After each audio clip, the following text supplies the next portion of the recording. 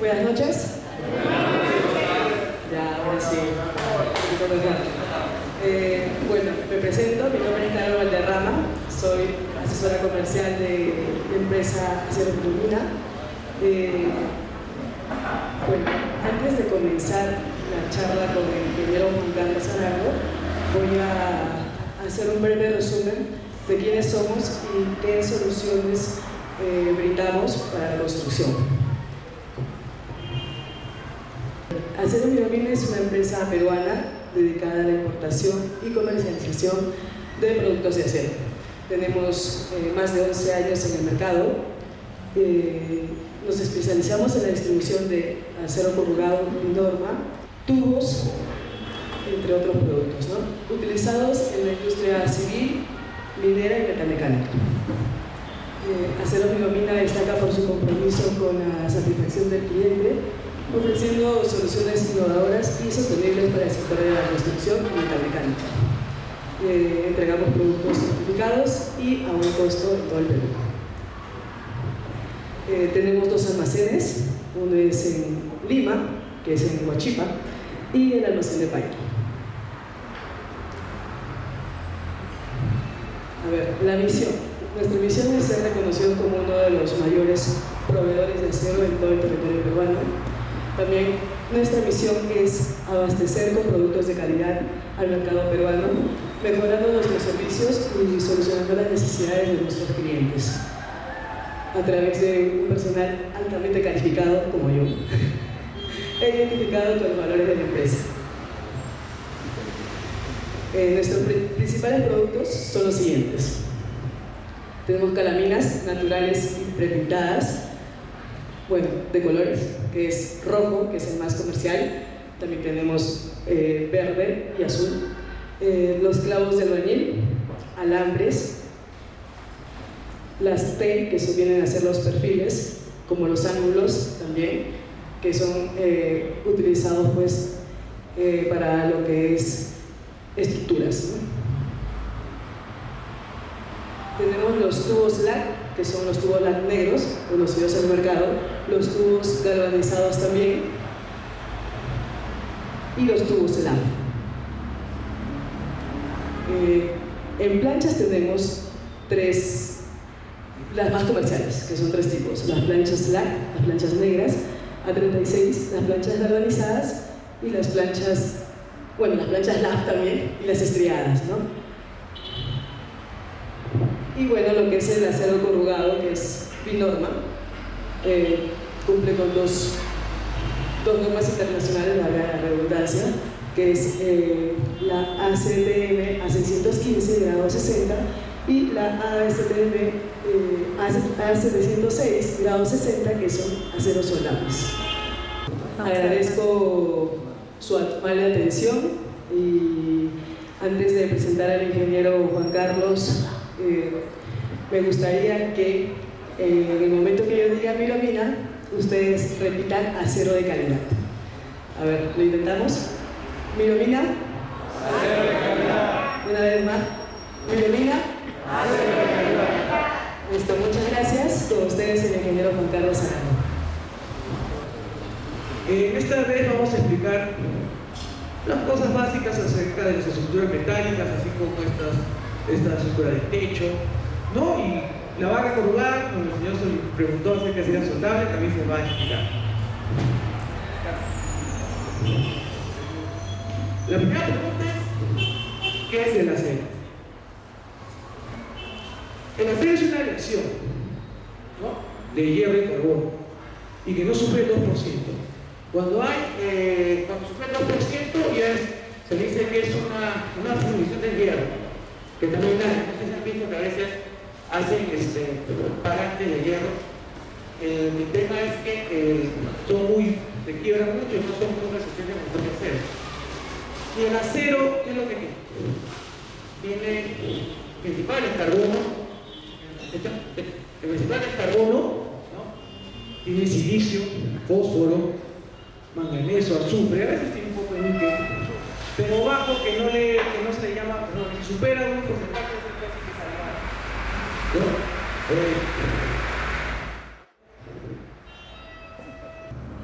Es por eso que en aceros de menos del 0.30% tiene una solubilidad buena. Hay también aceros entre 0.30 y 0.55 que son de mediana dureza, también son dúctiles, también son soldables, pero ya hay que aplicar un tipo de procedimiento especial y son generalmente utilizados en elementos hermáticos. Hay también aceros de alto carbono, entre 0.55 y 2%, o sea, el límite. Recuerda que les dije que para ser considerado un acero no podía pasar el 2% del carbono, y ya son de alta dureza, baja ductilidad, difícil de soltabilidad y alta resistencia al desgaste. Son generalmente utilizados a veces para hacer, por ejemplo, hacer barras calibradas, usan este tipo de acero. ¿Qué es una estructura metálica? ¿Qué se le puede llamar una estructura metálica? Generalmente se le dice cuando ya el 80% es acero, ya se le puede considerar como una estructura metálica. Porque usted ha visto que se combina, a veces tiene columnas de concreto, puede ser pues un tubo y la estructura, ¿no? ¿Cuáles digamos, las características de una estructura de acero? Son duraderas, ¿no? Resistentes, soportan cargas pesadas, diseños son más versátiles, es más rápido también que, por ejemplo, hacer una estructura de concreto. Ahora, en la actualidad aquí en Perú se hacen más que todo estructuras ligeras. No hacemos todavía, por ejemplo, edificios de 20 pisos o 30 pisos de puro acero, que sí hay en otras partes del mundo, porque saldría muy caro. El tema es que en costos, cuando hacen un edificio más o menos de 20 pisos, 30 pisos de concreto, las bases tienen que ser más anchas. Ahí sale a tallar la resistencia ¿no? del acero. Entonces, en otras partes del mundo hay edificios de hasta de 30, 40, 50 metros de solo acero, pura acero. Vigas, canales, tubos, le ponen entre pisos de acero. Aquí en Perú que yo sepa, no hay ninguno. O sea, lo que más se usa son este tipo de estructuras ligeras. Para poder yo diseñar mi estructura metálica, yo tengo que tener en cuenta esto, que sea estable, ¿no? Que no se caiga, que pueda soportar las fuerzas actuales, el mismo peso de la estructura, que yo le ponga, por ejemplo, luminarias, que le ponga ductos de aire, o le ponga, por ejemplo, bandejas portacable. O sea, tú tienes que diseñar de tal forma que toda esa carga la pueda soportar y que tenga cierta rigidez para controlar la deformación estructural. Ustedes saben que siempre la estructura va a tender a moverse un poco, inclusive hasta con sismos. Entonces eso es lo que tratamos nosotros de llegar a hacer. Ejemplos, por ejemplo, este es un complejo deportivo.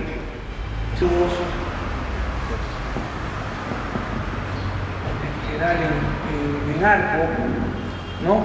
La distancia entre las columnas.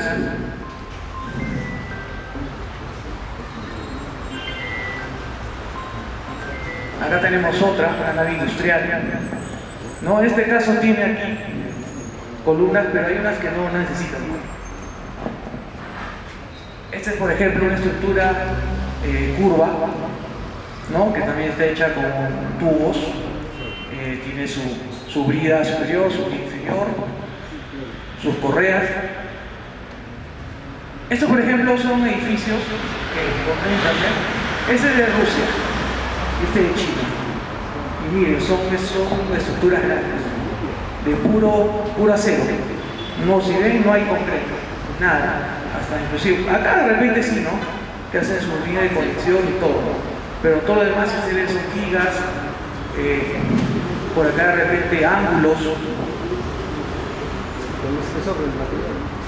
Claro, o sea, también depende del espesor, porque obviamente uno siempre dice, oye, voy a ponerle un espesor mayor, más seguro, pero no sacas en cuenta que también pesa más.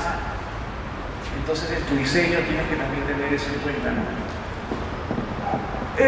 Quería presentar nuestro portafolio porque es lo que nosotros comercializamos, es lo que más se utiliza en este tipo de estructura. Las vigas H, ¿quién no las conoce? Las vigas H, nosotros tenemos de viga de 6, de 9 y de 12. Las nuestras tienen niobio y vanadio, que ayudan a que la viga sea más resistente. Y tenemos estas normas, ¿no? Tenemos en A36, en A572 grados 50, del A572 grados 50 voy a ver más adelante, y 992. Se utilizan en edificios, en puentes, ¿no? En estructuras para plantas industriales, en elementos estructurales. En realidad, le dicen viga, pero en sí se debe de llamar como un perfil H. ¿Por qué? Porque viga, un concepto que viga es algo que es transversal, ¿no? De una estructura. Pero la viga, perfil H lo puedes utilizar también como columna, ¿no? Tiene esa, le ponen acá, por ejemplo, una placa, la sueldan, le hacen las perforaciones, lo ponen en el piso y lo invernan. Lo que también tenemos son barras lisas A36, que en algunas veces las usan como tensadores en estructura. ¿Los han visto? A veces ponen barras redondas como tensadores en las estructuras para evitar, por ejemplo, que tu techo a dos aguas, por ejemplo, se pueda abrir. Esa es cuestión de diseño. Las que tenemos es A36. Las tenemos de 6 metros. Las platinas. Tenemos este tipo de platinas, que es A36. Tenemos en diferentes formatos, en longitud de 6 metros, que también son utilizadas, son A36, son los soldables, que también son utilizadas en construcciones, ¿no?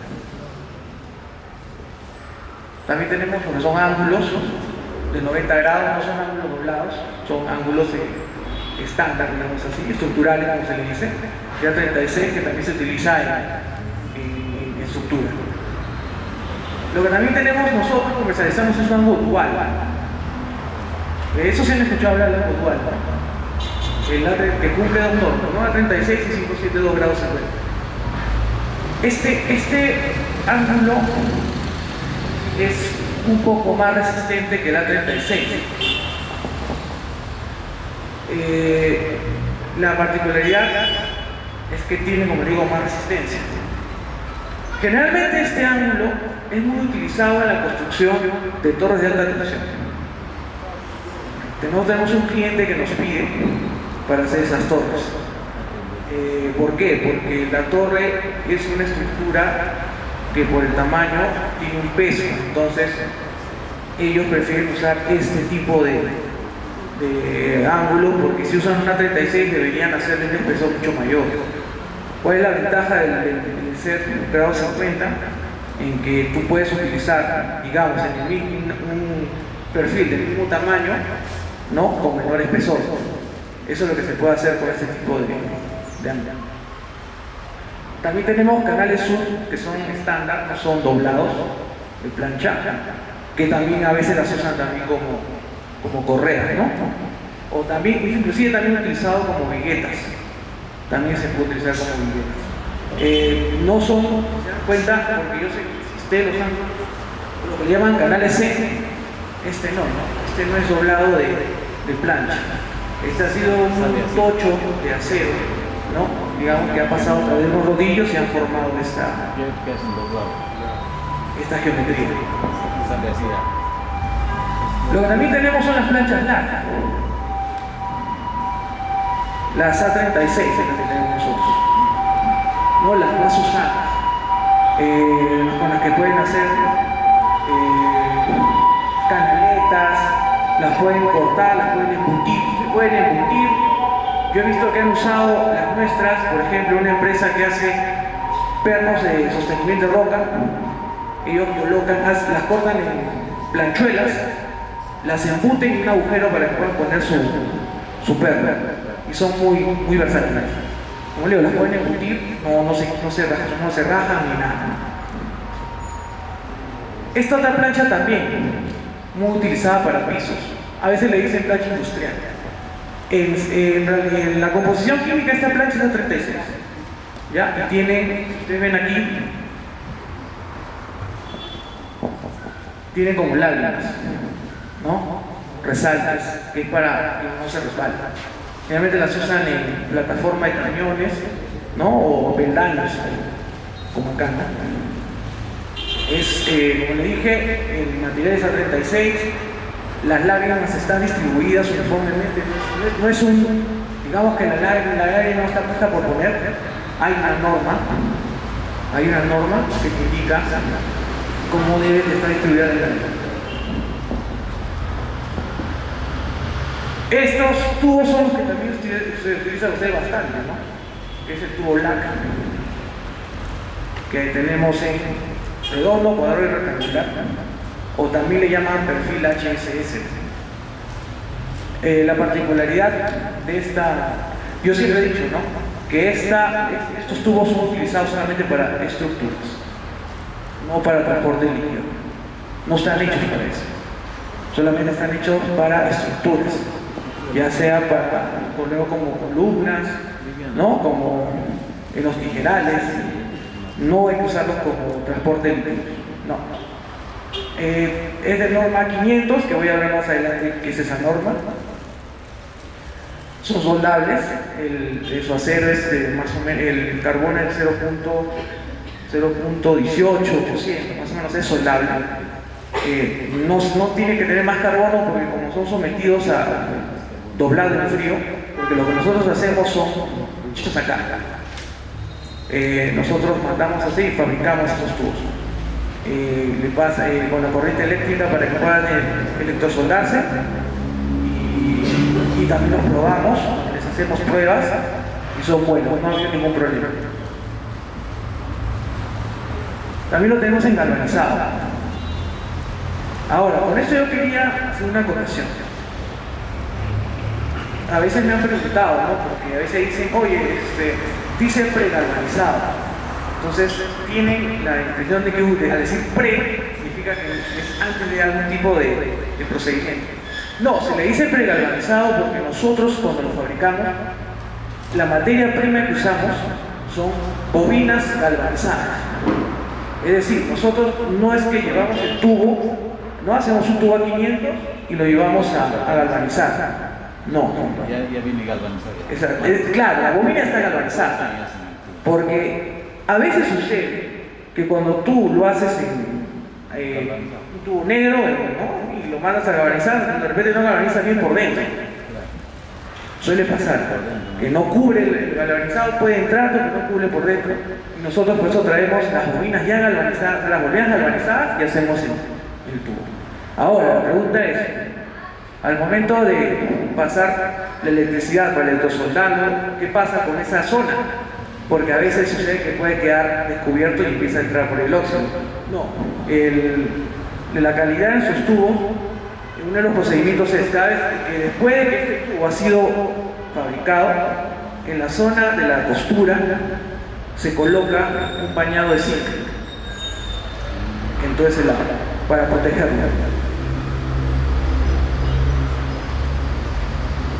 Ya, vamos a hablar de las normas ACTM. Justo hablaba en la tarde con el señor Cosillo y me decía que para ver cómo hacemos un poquito. Los tubos. Los tubos que nosotros usamos es A500. ¿Qué es la norma 500? La norma 500 es aquella que te da las especificaciones de estos tubos que son formados al frío. ¿Por qué son formados al frío? Como dije, la bobina va a la empresa, a la fábrica, las cortan en flejes.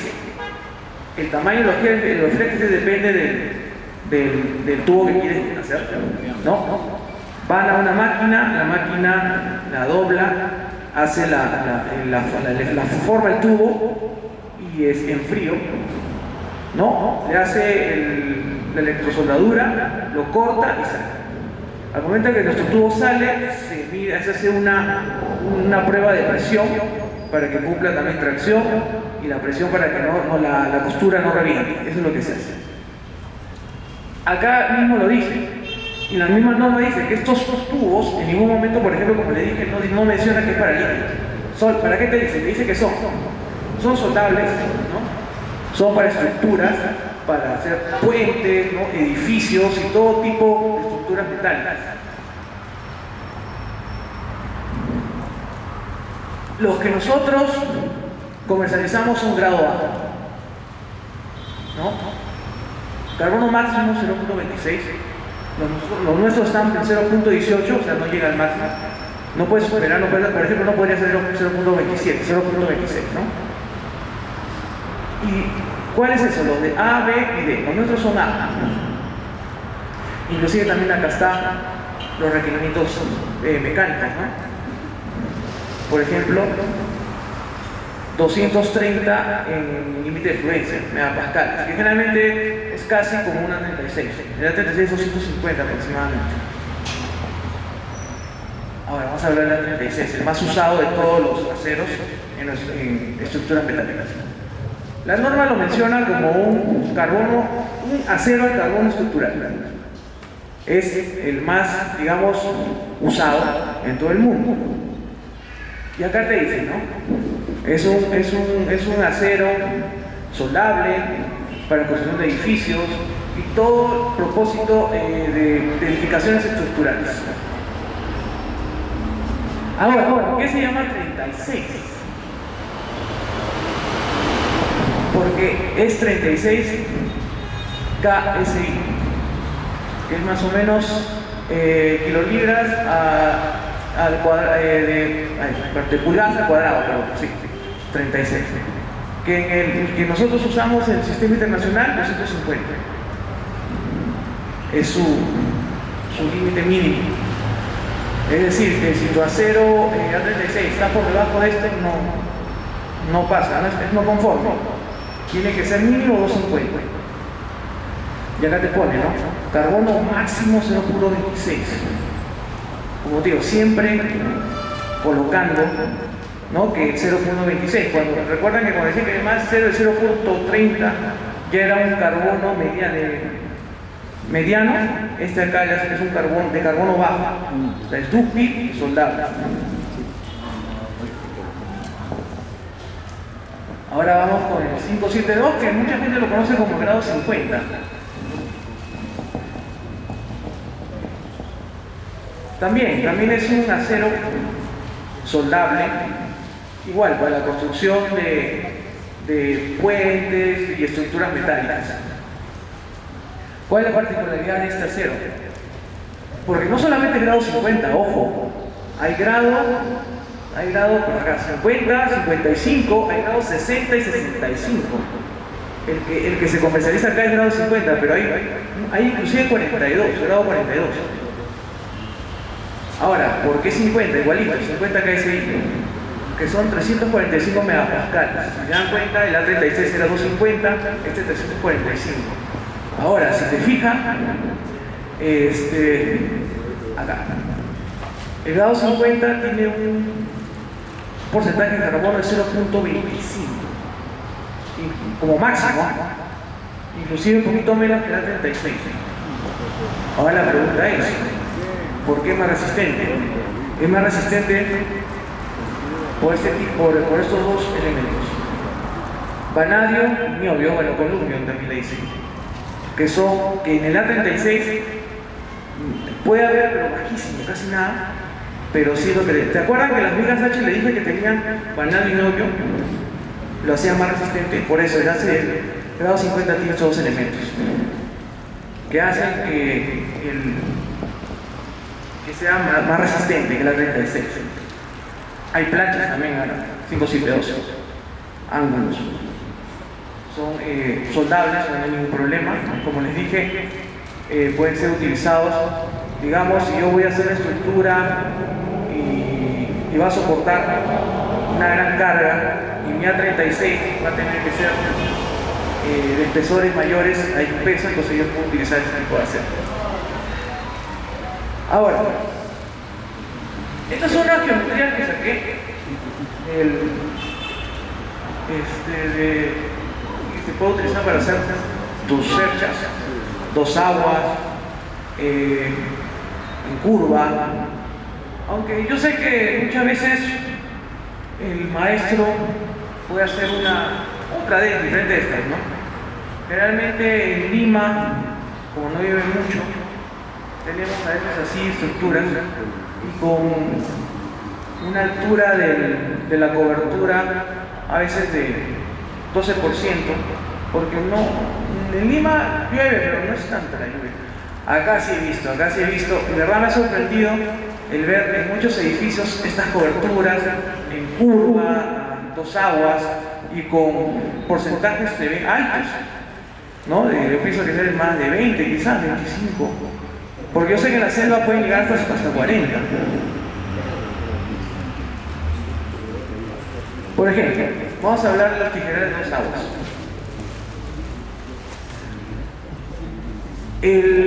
Digamos que esta es la base del tijeral, porque también depende la cobertura que ustedes le han puesto, que puede ser calamina, puede ser techo fibraforte, puede ser unas TR4 de alucin, y creo que hay otros también translúcidos que he visto por acá que son más delgados. En realidad la idea básica del diseño de tu estructura es que todas las cargas sean distribuidas de tal forma que caigan acá. Bueno, ese es un dibujo referente, ¿no? Pero en realidad puede caer unas columnas para que pasen hacia el piso. ¿Para qué? Para que tu estructura no se flexione y se vaya hacia abajo. Por eso es el arte de todas las conexiones que tú puedas poner, los nodos, ¿no? Montantes, diagonales. Por ejemplo, ¿no? Acá tenemos una. Porque la dirección inclusive de diagonal también cambia, si es atracción o compresión. Cuando se pone de esta forma, es atracción. Atracción significa, pues, ¿no? Que va hacia el contrario de ellos, y acá en compresión, que va una contra otra. Y la verdad sí cambia. En el momento que tú haces tu análisis con tus puntos de apoyo, vas viendo que se va destruyendo. Recuerden que siempre la parte de arriba, por el peso mismo, tiende a ir hacia abajo. La parte de acá, por el peso, tiende a flexionarse.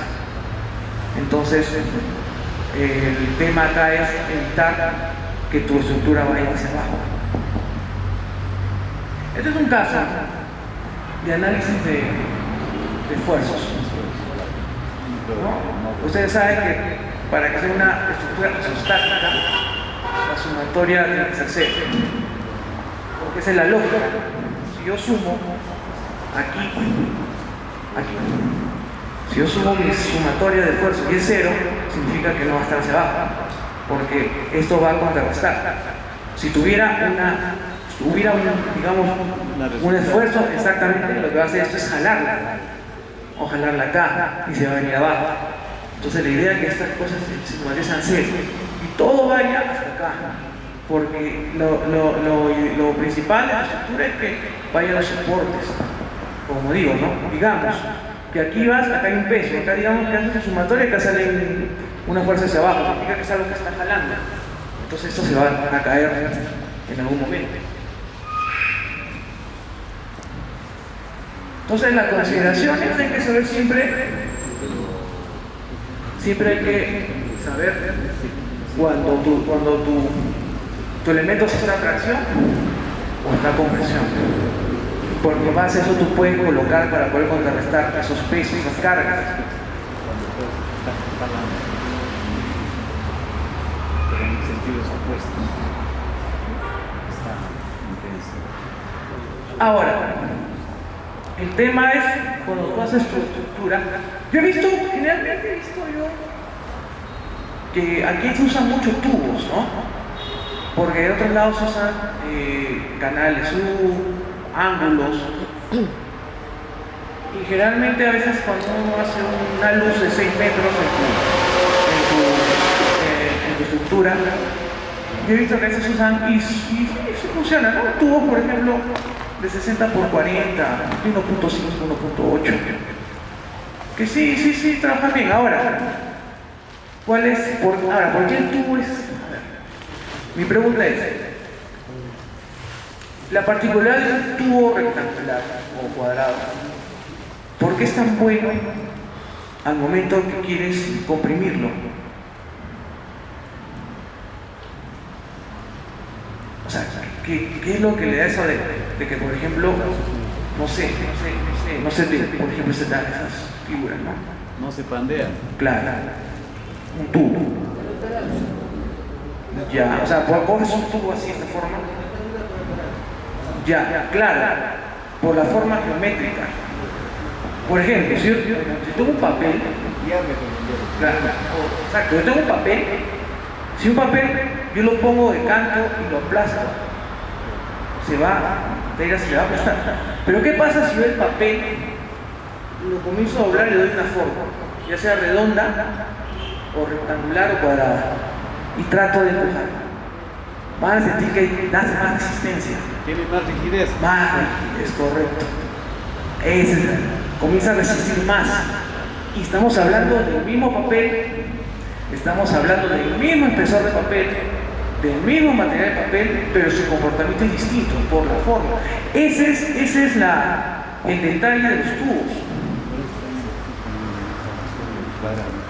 Ese es el detalle de los tubos. Sí, inclusive hasta yo he visto que cuando hacen bandejas portacales servidas, unas bandejas que ponen a veces para que pasen los cables, a veces para cuando iban a cargar cables más pesados, no ponían el espesor de la plancha, no lo aumentaban. ¿Qué hacían ellos?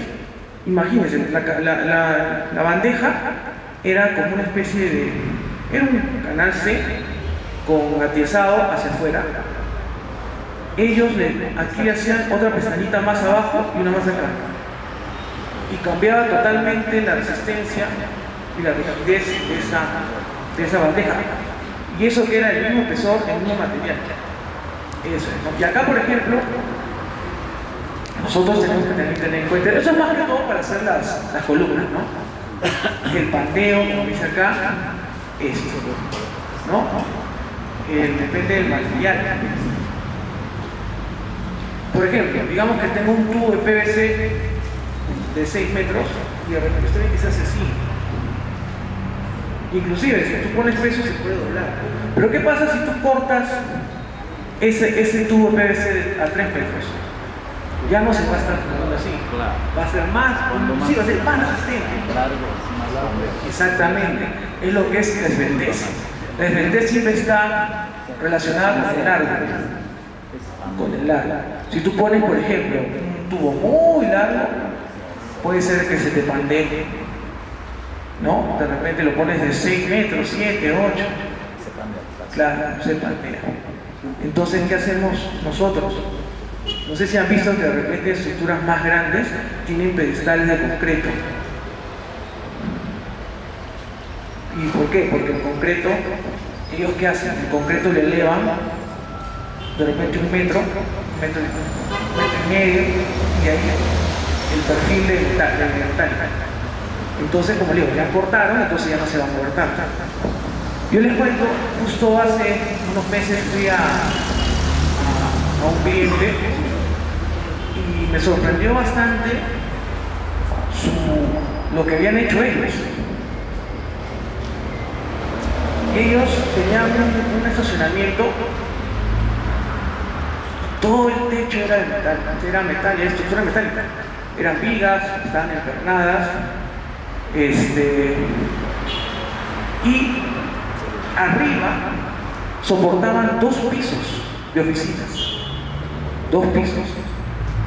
Sus columnas eran tubos, más o menos, tenía pues un tubo redondo de unos, de repente 5 pulgadas de diámetro aproximadamente, pero ellos habían puesto unos pedestales de concreto de más o menos 10 pulgadas, era más o menos de 1 metro, 1,5 metros, y de ahí salía el tubo, y la estructura del techo sería no llegaba ni a los 3 metros. y soportaba 2 pisos de oficinas. 2.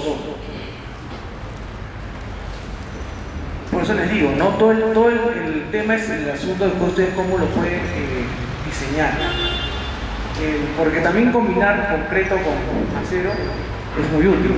O por ejemplo, si yo tengo... Ustedes saben que los elementos vienen hasta 6 metros, ¿no? Los tubos. Digamos que, por algo, de repente yo diseñé un techo de 6 metros y de repente digo, tiene su zapata, su pedestal, y yo tengo que aumentarle 2 metros. ¿Qué es más conveniente? De repente pisar digamos, ponerle otro tubo, o es más conveniente de repente levantar tu pedestal.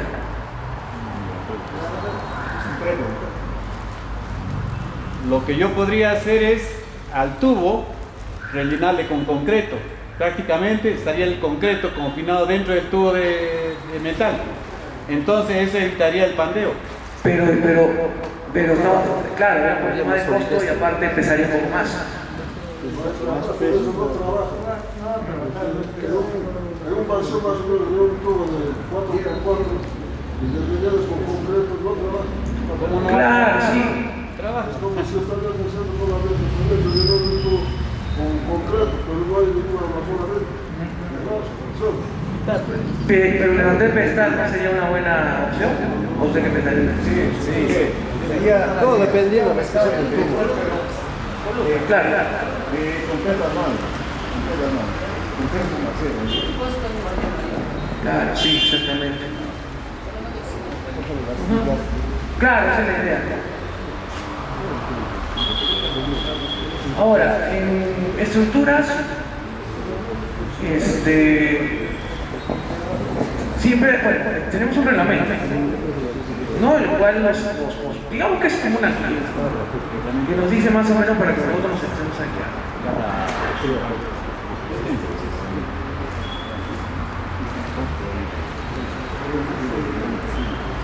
Por ejemplo, esa el reglamento en su artículo 0.20, en el capítulo 0.20 te habla sobre estas 2 cargas, ¿no? Por ejemplo, carga muerta. Para ustedes, ¿qué es la carga muerta? El mismo peso. El peso propio. El peso propio. Inclusive, también, acá por ejemplo hay que ponerle también canaletas. Aquí en todos sitios se pone canaletas, porque también hay que hacer un poquito, también en nuestro diseño hay que poner la canaleta, o las lluvias. Claro, en realidad esto acá, la carga muerta es cuando es tu diseño está ya hecho, por ejemplo le puedes poner portacables, ¿no? Como dice acá, ¿no? También algo que siempre va a estar ahí. Y la carga viva es algo que de repente le puedes poner después. Por ejemplo, luminarias. De repente, no sé, puedes colgar parlantes. Y entonces todas estas 2 cargas van aumentando el precio de tu estructura. Pues hay que tener mucho cuidado. A ver, por ejemplo,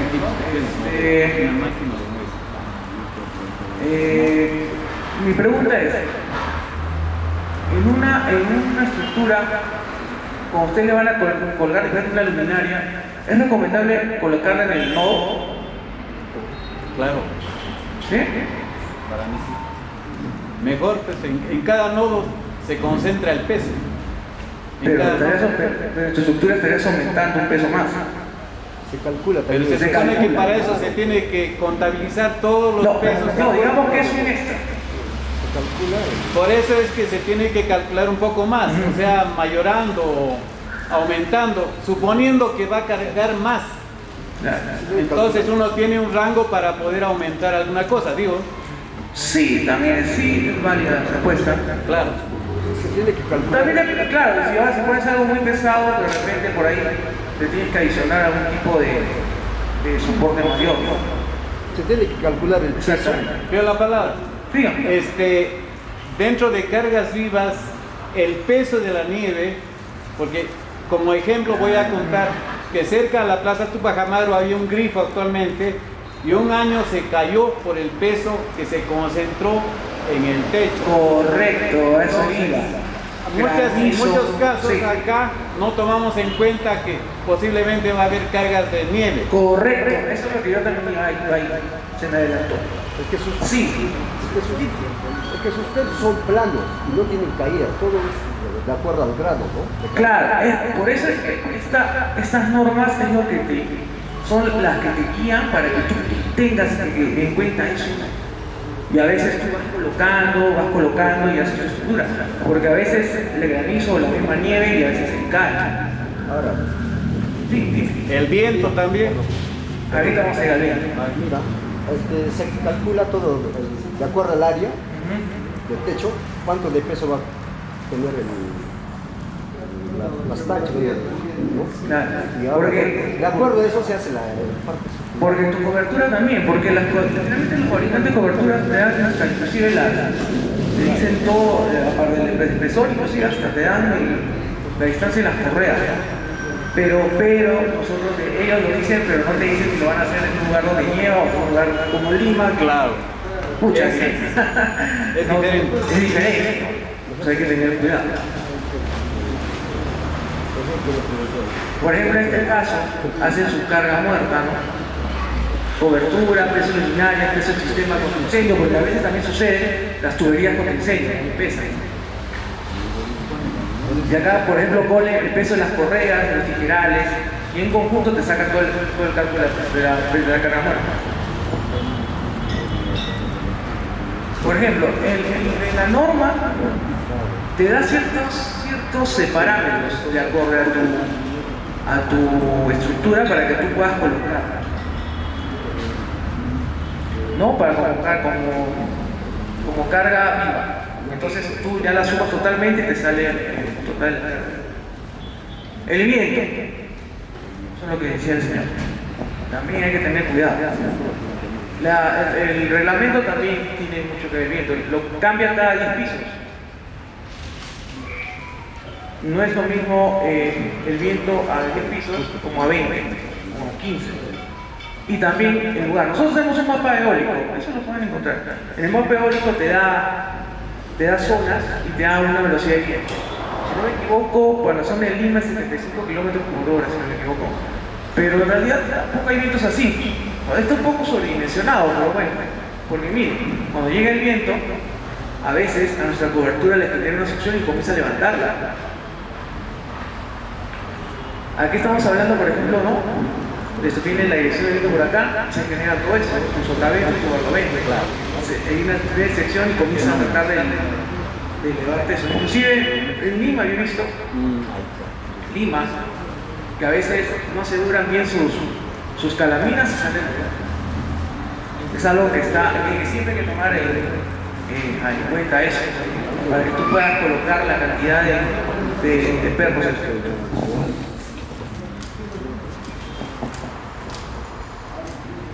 Eso es lo que les venía, ¿no?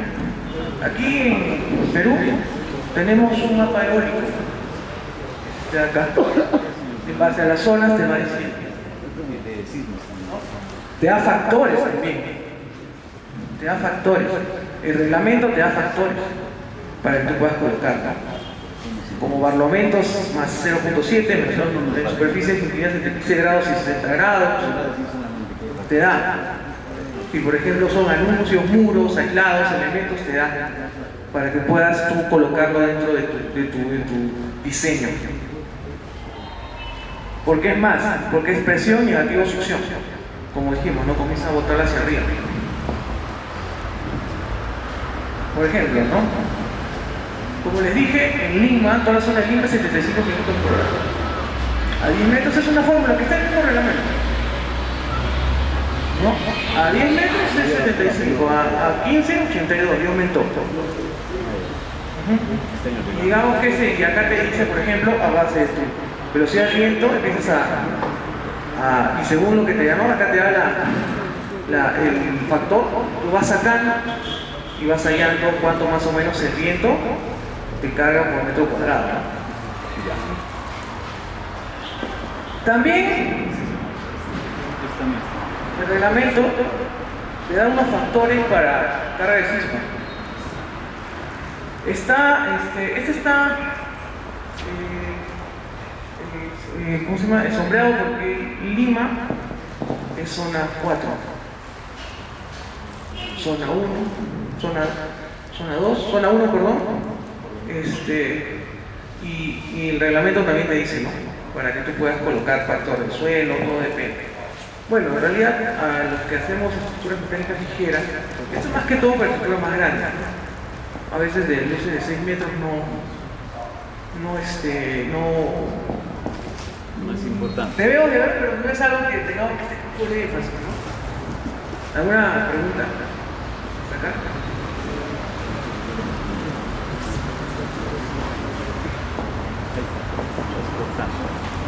¿Cuántos de ustedes hacen estructuras aquí? ¿Todos?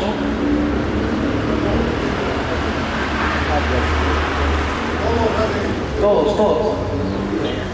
Todos hacen todo. Todos son maestros. ¿No? Bueno, lo bueno es que el acero es un material muy noble. Pues me sigo sorprendiendo, no vengo a gusto después de como de 10 años, sí he visto que todo la metalmecánica me da un montón, todas las estructuras, he visto que están haciendo por acá, por allá, y la verdad sí, es sorprendente. Inclusive, por eso es que tratamos de esta charla y nosotros tratamos de llevarlos a ustedes, ¿no? para que puedan escoger bien sus materiales. Ahora, conexiones. Se hacen dos tipos de conexiones, ¿no? Soldadas y entornadas. A veces me han preguntado cuál es mejor. Para ustedes, ¿cuál es mejor? Ahí va, bueno, depende. ¿Cuál es más cara? ¿Cuál es más cara? Empernada. Correcto, es más cara. Eso es verdad, es más cara.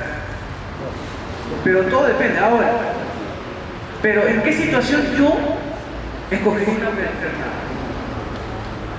A pesar que es más cara. Sí, sí. Puente derrapable. Exacto.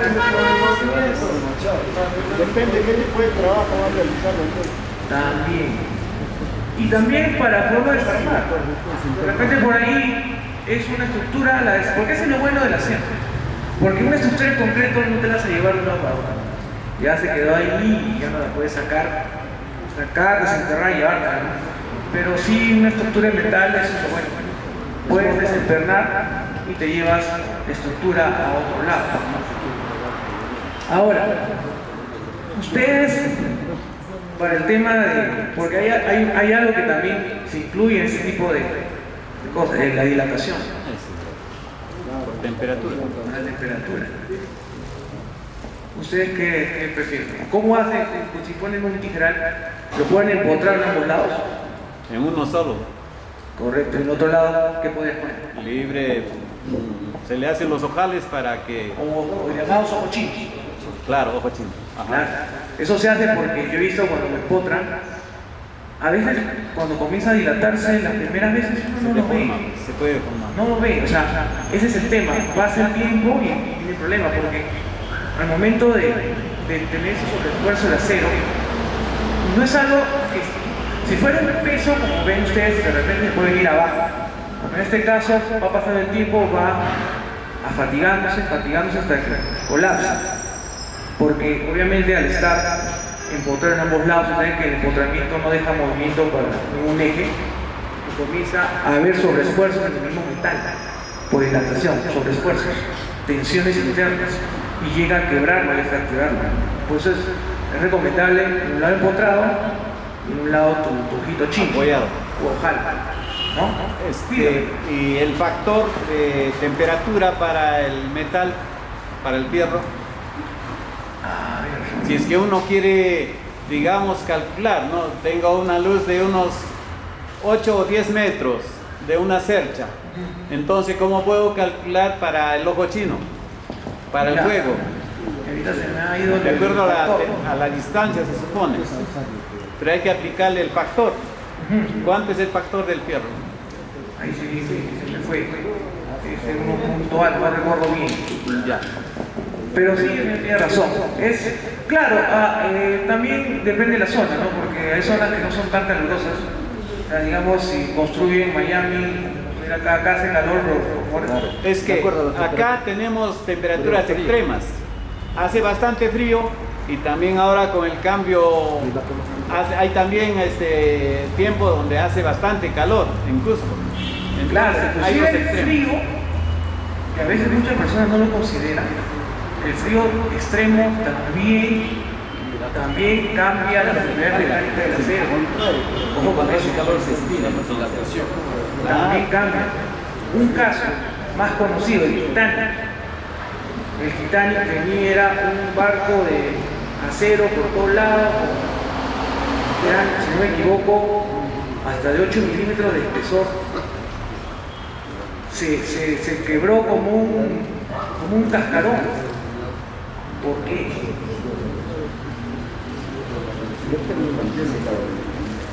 ¿Por qué? Porque los que diseñaron el Titanic no tomaron en cuenta el frío. Si es que, por ejemplo, lo que dicen los expertos, ¿no? El iceberg al golpear no debió haber quebrado el acero, pero estamos hablando de temperaturas de por debajo de cero. Ahí cambia la estructura mecánica del acero. Es por eso, dígame. Ahora hay aceros biogénicos. Sí, ya hay un acero inclusive que es bueno, que es que se utiliza para puente. La prueba de Charpy que hacen con ese acero se hace a menos 20 grados. O sea, a menos 20 grados centígrados hacen la prueba de Charpy. Ajá, porque obviamente ellos dicen que es un acero que va a estar expuesto a temperaturas extremas y por lo tanto debe de resistir. Ahora, claro, siempre la conexión invernada es más cara, pero también la conexión soldada debe ser hecha por soldadores calificados. Eso sí, y bueno, la calificación te la puede dar cualquier proveedor de soldadura, ya sea Solexa. Ahora, protección. Muy importante también. A veces, cuando tú traes tu material, puede estar mucho tiempo, se empieza a oxidar. Entonces usa arenado granellado, ¿no? Para poder limpiar la superficie y le puedes poner una pintura alquílica, epóxica o el galvanizado de caliente. Que yo he visto que también por piezas lo ponen. Ahora, también he visto que existe el que le dicen protección dual, que es pintura más galvanizada. A mi criterio es demasiado, y es mucho. Lo galvanizado y lo pintas. Eso para mí es mucho. Y bueno, el galvanizado es caliente, que es el que pasa. Siga, mira. ¿Puede explicar la diferencia entre arenado y granellado? Ya. Arenado usas arena y granellado usas otro tipo de material, un poquito más abrasivo. Por eso es que la es más cara. O sea que los metales más oxidados, Claro. va a hacerlo con granellado. Sí, Para limpiar. para limpiar. Hay normas también para dejarlo prácticamente, como le dicen, acero blanco. Claro. Y encima ya se pone la base o... Claro, exactamente, sí. Sí. Inclusive para galvanizarlo también se tiene que hacer limpieza, porque si por ejemplo yo meto un acero que no está totalmente limpio a la galvanizadora, puede ser que quede partículas que se salgan y por ahí entra el oxígeno y empieza a picarse. Sí. Ahora, claro, el arenado y el granellado, la ventaja del arenado es que puedes volver a utilizar la arena. A veces tiene limpia, sale.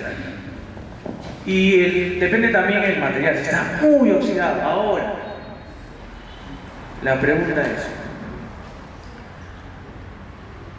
¿hasta qué grado piensa usted que se le puede considerar oxidado?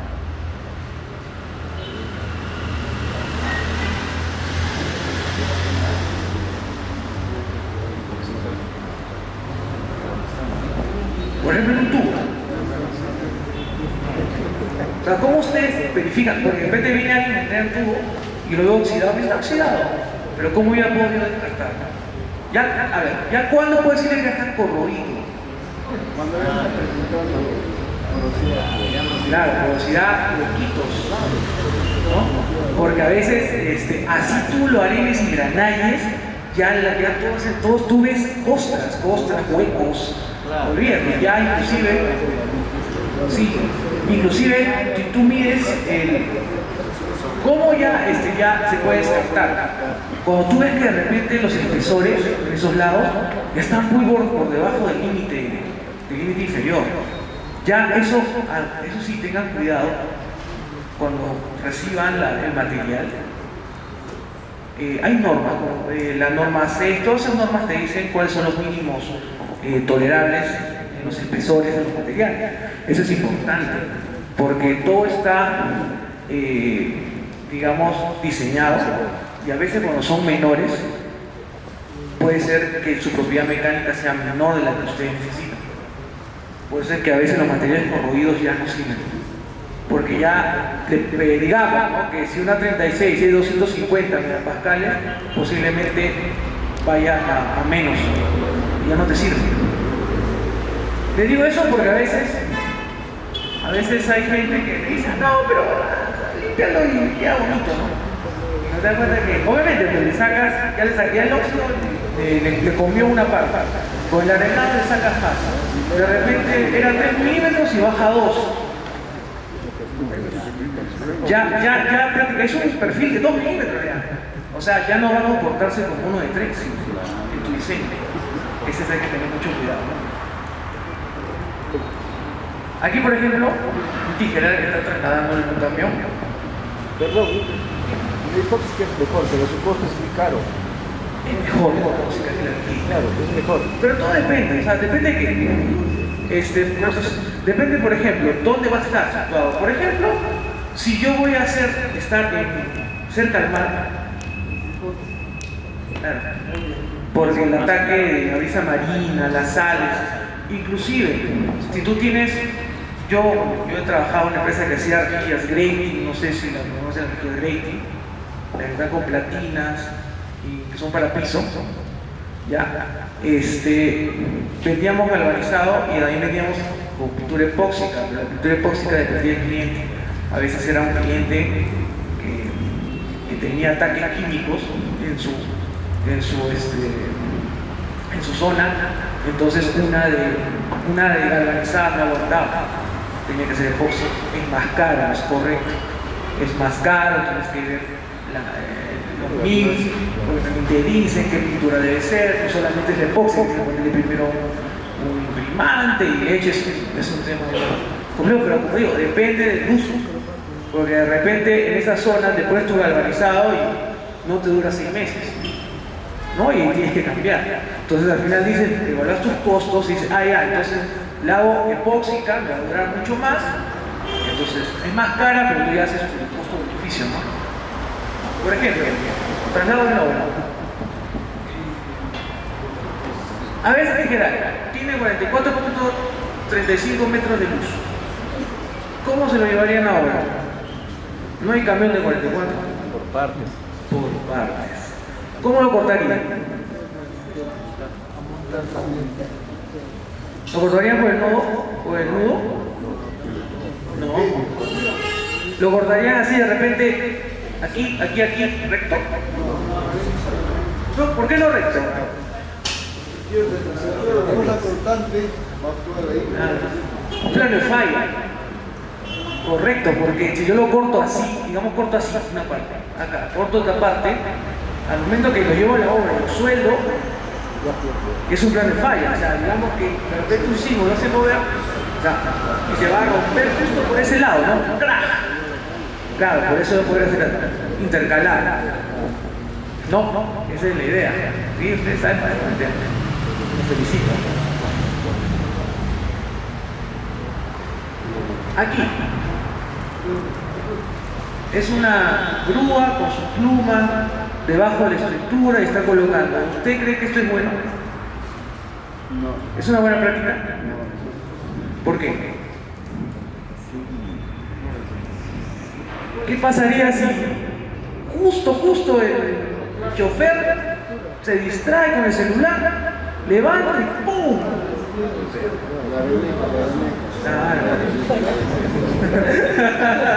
O justo lo está llamando y ya que vale, no se da cuenta a mí, ¡pum! Golpea. Ah, correcto, muy bien. Y eso, mira, acá está con su casco. También ustedes sí saben, ¿no? Yo pregunté en otro lado, me dijeron, no, está bien. Me dijeron, ¿cómo no está bien? Le digo, imagínate que golpea eso, te destroza todo el tijeral, se viene abajo, es un destrozo. Sí. Muy ingenuo. ¿Alguna pregunta sobre lo que hemos conversado? ¿Alguna pregunta? Para poder pasar a la barra corrugada. Quiero que baje el precio.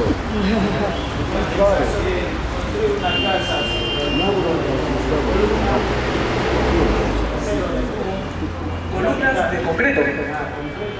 También se puede hacer. No. Es que, a ver, como digo, de dónde vamos a construir también depende, porque de repente yo tengo, por ejemplo acá, ¿no? ¿Se dan cuenta? Ahora, si lo construyo en un campo, le pongo columnas de metal, claro. En realidad, de que puedo aguantar un sismo, sí, porque el acero en sí es dúctil, ¿no? Para eso, por ejemplo, le ponemos el cochino, le ponemos no lo empotramos mucho, ¿no? Le ponemos para ahí para que se pueda mover. No hay problema, es el concreto, ¿no? El acero es maleable. Exactamente, ajá. Y el acero responde muy bien a la tracción. Lo que habíamos visto acá en justo abajo, un techo sobre el muro. Y se cayó. Es que todo depende de, o sea, tú lo puedes hacer, pero tienes que diseñar bien. De repente le puso mucho peso. Claro. De acuerdo a las varillas también son. ¿Sí ves? Sí, pues sí. Sí, vamos a ver. Claro, sí puede. O sea, no pensemos que el concreto es antisísmico, porque el concreto aguanta los sismos por un elemento que está dentro de él, del cual vamos a hablar. Eso es, porque el concreto mismo no soporta tracción, solo compresión. ¿Ok? Es decir, si yo tengo una columna de concreto puro y la comienzo a estirar, se va a hacer añicos en una. Me puedo aguantar eso. Entonces, obviamente, necesita de alguien para que lo pueda ayudar. Y este alguien es el de acá, el acero, que es resistente a la tracción y lo ayuda. Una pregunta. ¿Es recomendable soldar el fierro corrugado con Para hacer tubos. Unir el fierro corrugado con el fierro con los tubos? Yo veo que hacen eso. El nuestro es, de eso voy a hablar, eso ya, sí se puede. Yo lo que lo recomiendo a ustedes. El tubo tiene menos carbón que el corrugado. Lo que pasa es que están hablando de 615. Este es otro, no, pues ahorita les voy a explicar. Pero no es recomendable porque yo he visto que a veces se utilizan como tensores barra corrugada porque tiene 450 pascal de resistencia. Pero en realidad la barra corrugada está hecha para estar. La barra corrugada a la intemperie se oxida mucho más rápido que una 36, ojo con eso. ¿Por qué? Porque esta barra está hecha para estar embebida en concreto. ¿Ya? Esta barra, al momento que el maestro hace la mezcla de concreto y lo pone, la barra se genera una capa pasivadora. ¿Qué impide que se siga oxidando? Pero si está al aire libre, no. Al primer decir, no, pues la pintamos. Sí, pero vas a estar pintando, porque yo he visto que a veces comienza a oxidarse más rápido. En particular yo no la recomiendo, prefiero que usen un... Claro, obviamente, como tiene mayor fluencia, va a resistir más que una 36, obvio. pero yo recomiendo que mejor usen todo a 36, porque tampoco es recomendable poner elementos, depende de la carga que van a tener, elementos de diferente fluencia, ¿no? Digamos, si yo sueldo una 36 con un grado 50, en un momento puede ser que la 36 falle porque el grado 50 no resiste más. Entonces yo me confío y pongo más peso. No es recomendable. En nuestro caso, nuestra barra cumple esta norma, de 706 grados 60. En realidad cumple las dos. Esta norma. Ha pasado ISO. Que es la que indica que es soldada. Estas son las normas técnicas peruanas. ¿No? La que habla de nuestras barras es la 341 y la 339. La 615 grados 60 es mencionada aquí. ¿No? Y la nuestra 706 es mencionada acá. Va a ser aceros de baja aleación soldables. Ahora, ¿cuál es la particularidad de esta barra? Es el carbono. La norma 706 te indica que el carbono no debe exceder a 0.55. No debe exceder para que sea soldable. El carbono equivalente, ojo. Y acá está la forma del carbono equivalente, ¿no? Porcentaje de carbono, manganeso. Todo ese resultado no va a ser mayor a 0.55. La diferencia de la 706 y la 615 es que la norma misma, en la 615 no te dice cuánto es el carbono máximo equivalente. No te lo indica. La 706 sí.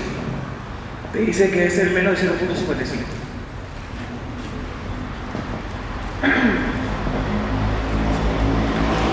Nuestras barras les hemos hecho también examen de tracción, ¿no? Siempre se mide. A ver, mi pregunta es esta. Cuando yo hago este examen de tracción, ya sea barra corrugada u otro elemento de acero, al ver este resultado, ¿cómo me puedo dar cuenta que la fluencia del acero no es tan alta? Al tener estos dos testigos, por ejemplo. O otro tipo, de repente una platina en prueba de Charge. ¿Cómo ellos se pueden dar cuenta que es un acero tundu y cuál? ¿Qué particularidad tendría en los dos pedazos? Tiene un poco de deformación. Ahí da, muy bien. Un dúctil cómo sería? ¿Con cuellito más delgado, más larguito así, digamos, del alargamiento, o digamos más pegado? Casi el mismo diámetro inicial. Ya, a ver. Exacto, ¿por qué? Porque, ¿cómo puedo darme cuenta? Si yo veo que, por ejemplo, a mí se ven acá termina en punta, ¿qué significa? Que al momento de hacer la tracción, al momento que la máquina empieza a jalar, el acero empieza a resistir y primero se empieza a deformar. Entonces empieza a deformarse, obviamente esto se empieza a achicar. Hay una fricción. Hasta que rompe. Si el acero fuera muy rígido, muy duro, se rompe inmediatamente, prácticamente plano. Que no me conviene. ¿Por qué no me conviene? ¿Por qué me conviene que la barra esta sea? Ya les dije, la barra tiene que estar metida en el concreto. La barra ayuda al concreto en los efectos de tracción. Mi pregunta es, ¿por qué tiene que ser dúctil? ¿Por qué tiene que ser dúctil para... me conviene a mí más en mi estructura? Para deformarse, pues. Más Correcto. ¿Por qué? Porque en los sismos... Tiene que deformarse. Absorbe. Exactamente, absorbe. Si fuera un acero... Primero, como digo, el concreto te aguanta compresión, no tracción. Entonces, en el momento de hacer este movimiento, el concreto está... Entra en Exactamente. Entonces, si esta fuera una barra muy rígida, muy dura, para quebrar. Se Claro. quiebra la barra y se Claro. Por eso nuestras barras, al tener un carbón equivalente de menos 0.55, son dúctiles, son antisísmicas. Y las pueden buscar en internet, 706. Hay muchos países las recomiendan, mejor que las 615 inclusive. Sí, las recomiendan. Ustedes buscan 706, grado 60 y hay artículos que dicen que son mejores, son más sismorresistentes que una 615. No estoy diciendo que una 615 sea mala, porque se ha usado hace muchos años, pero esta es más sismorresistente. Las nuestras son turcas. Sí. El esfuerzo que soporta la varilla de construcción es el mismo que puede soportar los perfiles. ¿Es el mismo material o es diferente? No, es diferente. En la barra de construcción te soportan 420 megapascales y una 36 te soporta 250. 250. Sí, megapascales. Sí. Porque eso es necesario para si es que uno quiere hacer el diseño de una celosía o una cercha. Pero digamos, pero aquí eso está dentro de una columna, entonces en el momento del movimiento tiene que ser mucho más útil, más fuerte también.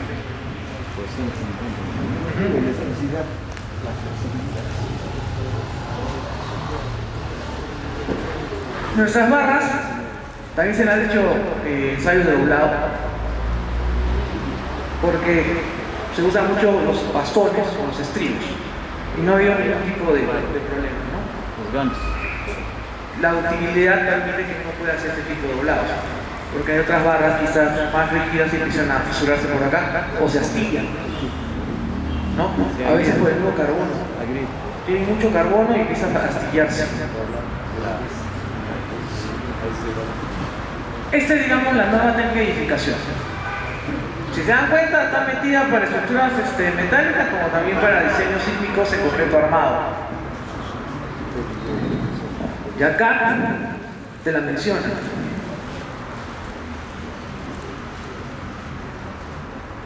Miren, acá dice, lo primero que ellos mencionan es la 706. Y la 615 se permite.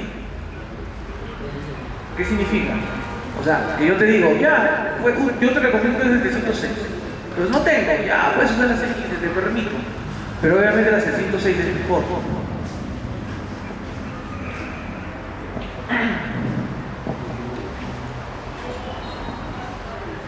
Ya, se borró la figura. Bueno, la cosa es que, ahí está. Nuestras barras vienen con nuestra marca identificada. Por si acaso, las barras nuestras, nosotros las mandamos a fabricar afuera, en Turquía. Vienen las barras con nuestro nombre, es decir, son nuestras, bajo nuestra responsabilidad. No somos que vendemos una barra, no sé, pues, de marca Pepito, ¿no? Y acá no, están identificadas. El diámetro de media, que son normas porque son soldables, y grado 60.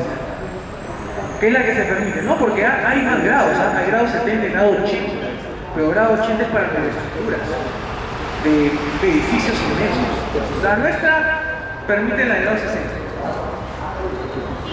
Este es un certificado nuestro.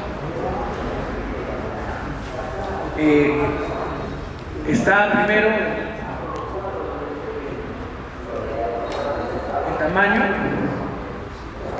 Este es 3/4. Ustedes verán que dice 6 octavos. La mitad 3, la mitad 4. ¿Por qué 6 octavos? Y muchos de los certificados la venir así. Porque en la norma 706 los clasifican como 1, 2, 3, 4. 6. 6. Y por 1 octavo. Entonces van a sacar. De octavo en octavo. Ajá. Entonces sale 6 octavos, mitad 3, mitad abajo 4, 3 cuartos. Eso es. O sea, sí, porque a veces el cliente puede decir, oye, no, es que es norma internacional. El certificado nos indica toda su composición química, toda la composición química y el carbono equivalente, 0,50, 0,49, 0,51, 0,52. No sobrepasa 0,55 carbono equivalente. ¿no? El carbono es 0.29.